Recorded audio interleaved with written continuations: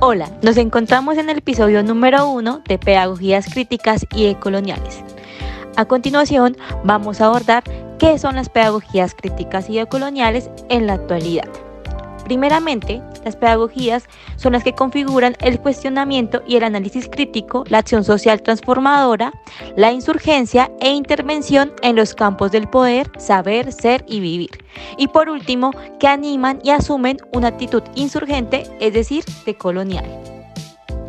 En otras palabras, la pedagogía crítica es una propuesta de enseñanza que intenta ayudar a los estudiantes a cuestionar, además de desafiar la denominación, las creencias y prácticas que la generan. En otras palabras, es una teoría y práctica en la que los estudiantes alcanzan una conciencia crítica. Primeramente vamos a abordar al autor Paulo Freire.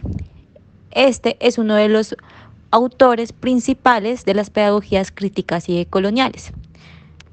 La pedagogía de Paulo Freire es por excelencia una pedagogía del oprimido, la cual no postula modelos de adaptación ni de transición de nuestras sociedades, sino modelos de ruptura al cambio, de transformación total, de alfabetización y por consiguiente toda la tarea de educar solo es automáticamente humanista en la medida en que ocurre la integración del individuo a su realidad nacional y en la medida que pierde miedo a la libertad al cambio. Esta también es una método también de recreación en búsqueda de independencia y la cual también busca la solidaridad. Asimismo, Paulo Freire nos dio unos aportes principales, el cual realizó campañas de alfabetización que buscaban la creación de conciencia en la persona y desarrolló un método cimentado en el principio de que el proceso pedagógico debe partir de la realidad que rodea al educando.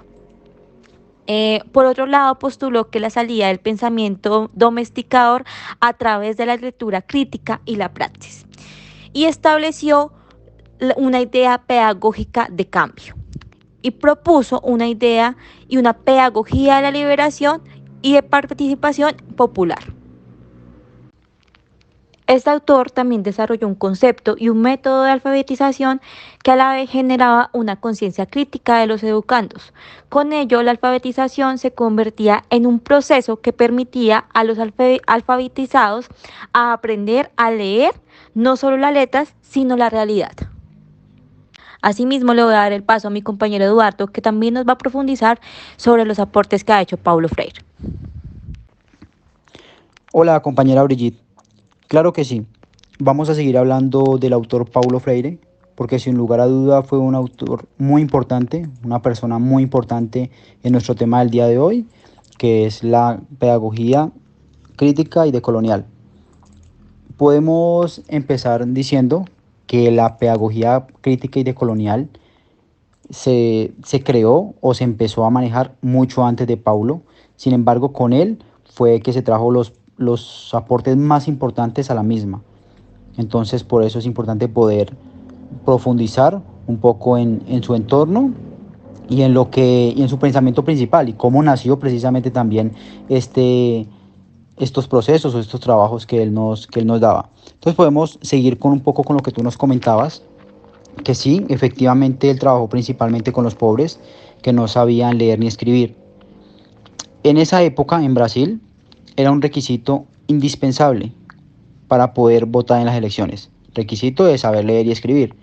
Entonces, era importantísimo porque son decisiones muy importantes que se pueden tomar en un país. Entonces, él empezó con eso. Aparte de como pedagogo, también con su vida personal.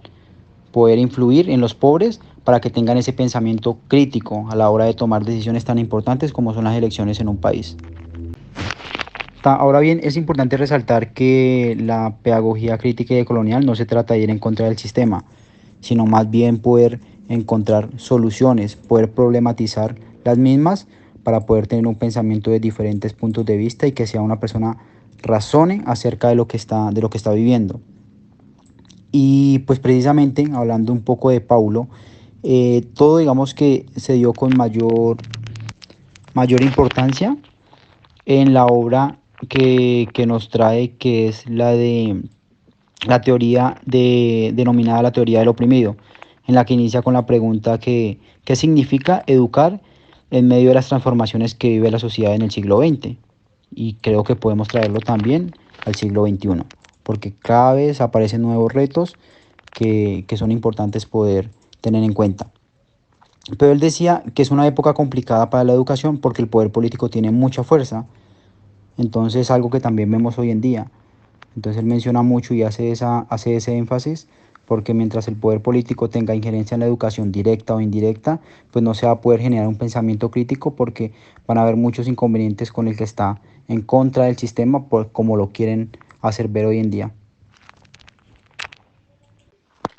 Hola, ¿cómo están? Mi nombre es Harold González y para dar continuidad a este podcast les voy a hablar un poco acerca de Peter McLaren.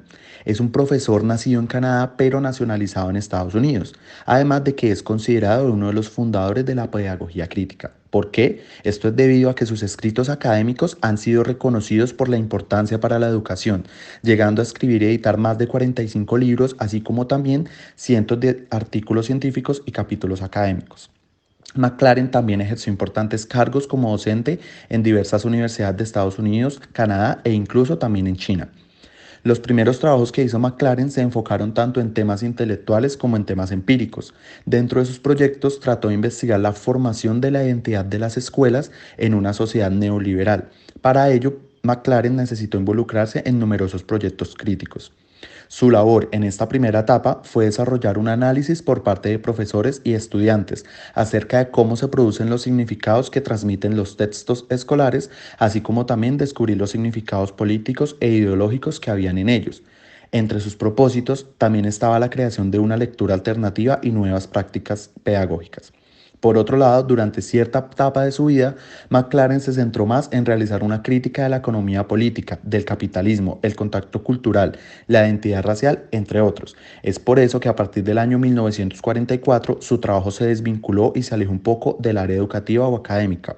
Este cambio de intereses llevó a McLaren a trabajar en América Latina, más específicamente en Venezuela, México y Colombia, creando un interés especial por la crítica marxista de la economía política. Es por ello que McLaren fue reconocido por ser uno de los responsables de la formulación de una pedagogía crítica, la cual es abordada por él como un esfuerzo para desarrollar de diferentes maneras una política sobre la vida cotidiana. La pedagogía crítica que desarrolló McLaren intentó hacer una vinculación entre la vida cotidiana tanto de profesores como de sus alumnos, con las estructuras económicas, culturales, sociales e institucionales. Además, McLaren desarrolló dicha filosofía para intentar analizar la posibilidad de que ocurriese una transformación de la vida en la sociedad, tanto en el aspecto individual como en el aspecto personal. Con ello, McLaren intentaba entender el desarrollo de las relaciones de poder en las aulas de clase y en la comunidad. McLaren también ha sido considerado como una figura importante para el ámbito educativo gracias a sus textos sobre la alfabetización crítica, la sociología de la educación, los estudios culturales, la etnografía crítica y la teoría marxista. Sus aportes permitieron el descubrimiento de nuevas fórmulas de abordar el proceso educativo. En su libro titulado La escolarización como un rendimiento ritual, se convirtió en una de sus publicaciones más importantes y reconocidas a nivel internacional. Además de ello, McLaren es reconocido en la actualidad como uno de los exponentes más reconocidos de la pedagogía crítica revolucionaria. Es por ello que su trabajo ha generado cierta controversia por la influencia de una política de lucha de clases.